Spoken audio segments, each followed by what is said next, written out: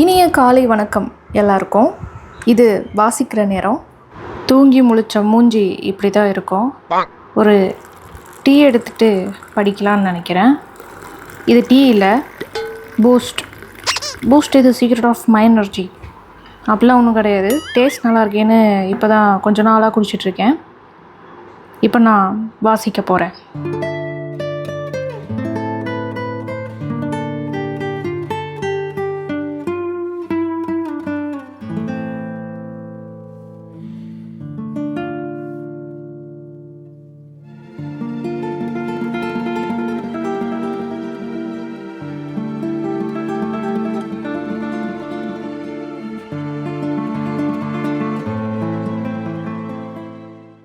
தேசாந்திரி புத்தகத்திலிருந்து ஒரு கட்டுரை மட்டும் வாசித்தேன். நல்ல இதமான ஒரு வாசிப்பு.